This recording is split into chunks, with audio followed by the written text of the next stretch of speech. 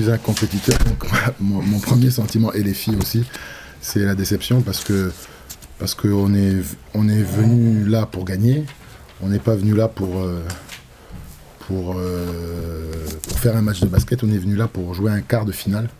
Et bon, les filles ont tout donné, elles ont donné tout ce qu'elles ont pu, en sachant qu'on sortait d'un match d'Euroleague mercredi, long voyage, des cas de Covid comme vous pouvez le savoir.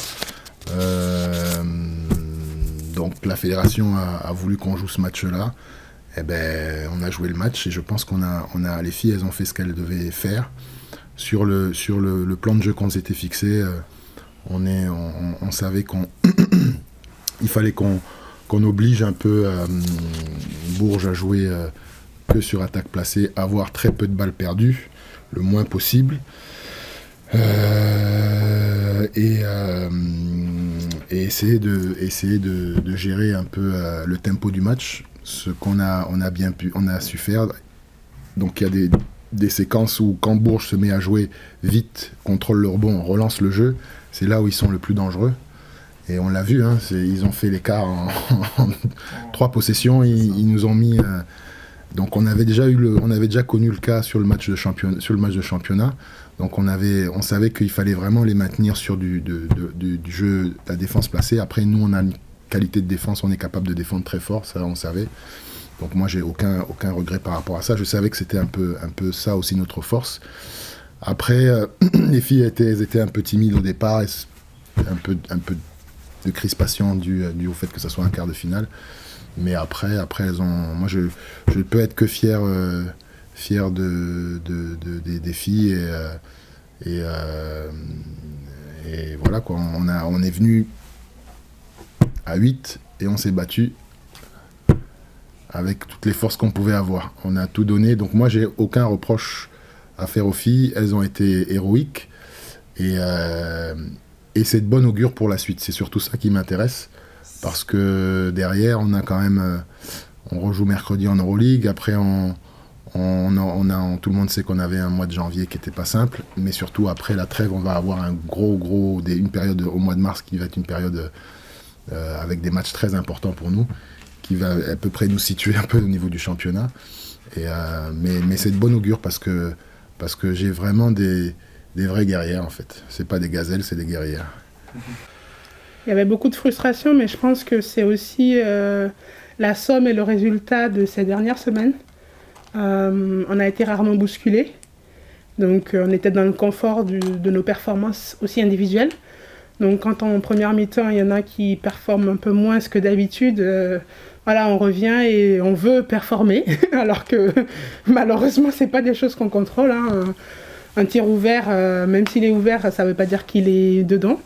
Donc le soir où ça rentre pas, je pense qu'il faut avoir un peu plus d'humilité, de se dire ok, c'est pas ma soirée, je vais chercher mes coéquipières qui sont plus dedans ce soir et garder sa frustration pour un peu plus tard. Mais je pense que par rapport à ça, on n'a pas su bien gérer ce soir, on est toutes rentrées dans la frustration, celles qui loupaient et du coup les autres aussi qui étaient chaudes et qui touchaient plus le ballon. Donc ouais, ça a créé une soupe pas très très bonne à déguster, on va dire. Mais bon, après, c'est ça aussi les contraintes de la compétition qu'on fait, qui est l'Eurocup. Et on sait très bien que les matchs en première phase ne sont pas très compétitifs. Et quand on s'habitue un peu trop à ce niveau-là, dès qu'on est bousculé, les nerfs tendent à reprendre le niveau. Donc, il faudra travailler sur nous. Oui, c'est frustrant. Mais après, on peut que s'en vouloir parce que, en fait, c'est nous qui laissions faire en fait. Moi j'ai pas senti ce soir que c'est Montpellier qui est venu chercher ce match et j'ai l'impression qu'on a arrêté de jouer justement en mettant le focus ailleurs. On l'a toujours dit, hein, cette équipe elle a une grande capacité à être forte quand on a le focus sur les objectifs et on sait ce qu'on a à faire et on le fait très bien chacune dans nos rôles. Mais quand on se perd un petit peu ce soir et qu'on tombe un peu dans la frustration individuelle de nos performances par rapport aux résultats d'équipe, on peut tout de suite tomber dans un piège, donc attention pour les prochaines. Voilà. C'est un match qui sera utile pour la suite. Exactement. Enfin, j'espère.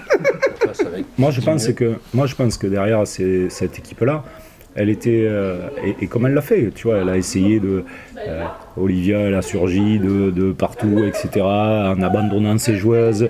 Bon, elle arrive, elle va tenter des interceptions, elle est là où tu l'attends pas. Touré, elle peut faire pareil. Peters, elle prend 3 fautes d'entrée, et puis derrière, elle passe 38 minutes sans faire aucune faute. Donc tu vois, il y a des choses comme ça, et puis il y a des aléas dans le match. Mais nous, on doit être. Il faut pas que ça nous impacte comme ça, à nous faire sortir du truc, quoi. On doit justement être capable d'aller contrôler les choses un petit peu mieux. Donc, est-ce qu'à plus 19, on a cru que c'était bon? Si on y a cru, c'est une bêtise. C'est une bêtise. Et peut-être que c'est une bêtise qui nous servira pour le futur. Ça va être compliqué à coacher un match comme ça. Ouais, parce que quand tu perds le fil, et surtout quand des fois on perd un peu, comme tu dis, tu vois, quand on est frustré et que ça se voit, c'est ces moments-là où il faut essayer justement de remettre du calme. Mais d'un autre côté, c'est pas simple non plus, parce que derrière, la frustration, des fois, elle s'exacerbe. Donc voilà, mais... moi, c'est ce que j'ai dit à Jérôme, c'était nous, notre travail dans un truc comme ça, un peu foufou, c'était d'essayer de rester calme, essayer de donner 2-3 situations, voilà, de mettre sur le terrain les filles dont on pensait que ça pouvait être les filles qui allaient pouvoir gérer ça, et puis c'est ce qu'on a essayé de faire, et puis je sais pas si on l'a bien fait ou mal fait, mais on a gagné.